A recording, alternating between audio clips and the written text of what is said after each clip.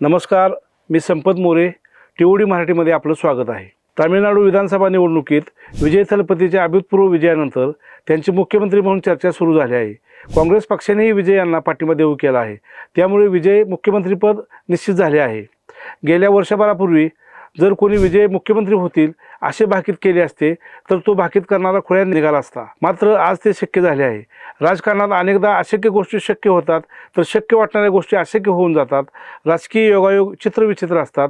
महाराष्ट्रात सुद्धा मुख्यमंत्री पदाबाबत अशा अनेक गोष्टी घडल्यात. अगदी जुन्या काळात जायला नको, पण 2019 साली भाजपा शिवसेना महायुतीची सत्ता आली. या निवडणुकीनंतर देवेंद्र फडणवीस मुख्यमंत्री होणार हे प्रत्येकजण म्हणत होता.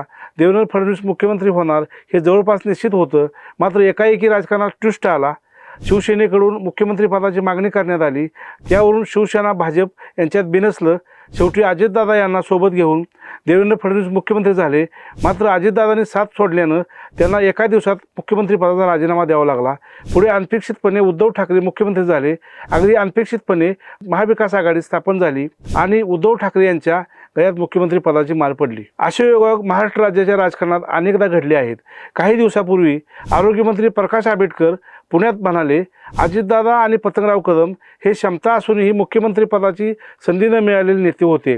त्यांचं खरं आहे. क्षमता असूनही किंवा शक्य असूनही महाराष्ट्राचे मुख्यमंत्रीपद न मिळालेले अनेक नेते महाराष्ट्रात आहेत.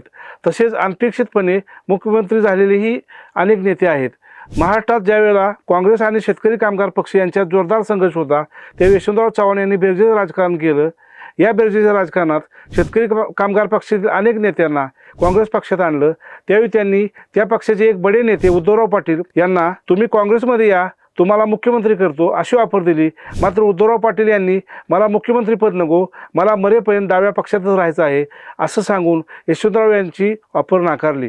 काँग्रेस पक्षातून प्रतिभाताई पाटील, रोहिदास पाटील, आनंदराव थोपटे अशी अनेक नावे मुख्यमंत्री पदाच्या शर्यतीत नेहमीच यायची.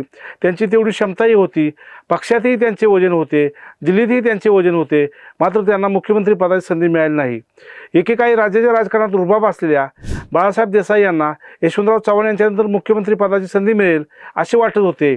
मात्र त्यांना संधी मिळाली नाही. पुढे काही वर्षांनी त्यांच्याच पाटण तालुक्यातील पृथ्वीराज चव्हाण यांना ते स्वतः आमदार नसतानाही अनपेक्षितपणे मुख्यमंत्री पदाची संधी मिळाली.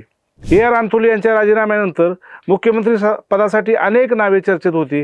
मात्र जे स्वतःच्या मंत्रिपदासाठी फिलिंग लावत होते त्या बाबासाहेब भोसले यांना अनपेक्षितपणे मुख्यमंत्री पदाची संधी मिळाली. मुख्यमंत्री पदावर बसणारा माणूस हा नेहरू गांधी घराण्याशी संबंधित असावा असा एक निकष दिल्लीच्या हायकमांडने लावला होता.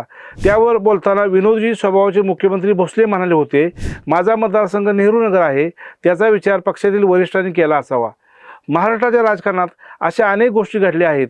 मुख्यमंत्री वसंतराव दादा पाटील यांनी राजीनामा दिल्यावर आपल्याच मर्जीतील शिवाजीराव पाटील निलंगेकर यांना मुख्यमंत्री द्यावे यासाठी राजीव गांधी यांच्याकडे शिफारस केली होती. मुख्यमंत्री झाले तेव्हा निलंगेकर पाटील आमदारही नव्हते. तरीही वसंतदादांनी आपल्या विश्वासू माणसाच्या पाठीशी उभा राहत त्यांना मुख्यमंत्री पदाची संधी दिली. यशवंतराव मोहिते, राजारामबापू पाटील, गोपीनाथ मुंडे यांच्यासारख्या नेत्यांना क्षमता असूनही मुख्यमंत्री पदाने हुलकावून दिली. 1977 साली काँग्रेस पक्षाच्या नेतेपदासाठी वसंतराव दादा पाटील आणि यशवंतराव मोहिते यांच्यात लढत झाली होती. यावेळी वसंतदादांचा विजय झाला होता. यशवंतराव मोहिते पराभूत झाले. नंतर पुन्हा त्यांच्यासाठी कधीही मुख्यमंत्री पदाच्या शक्यता तयार झाल्या नाहीत. 2014च्या लोकसभा निवडणुकीत मोदी लाटेत देशात आणि महाराष्ट्रात सगळीकडे भाजपचे कमळ फुलले.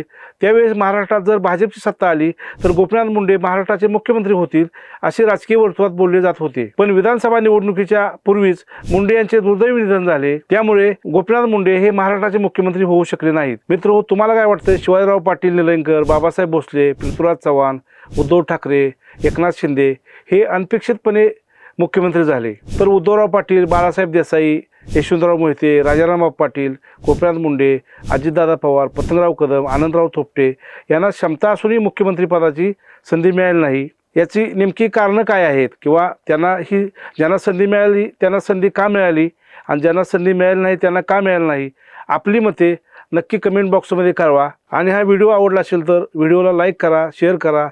आणि अजूनही तुम्ही टीओडी मराठीला सबस्क्राईब केलं नसेल तर लगेच यूट्यूबवर सबस्क्राईब करा. धन्यवाद.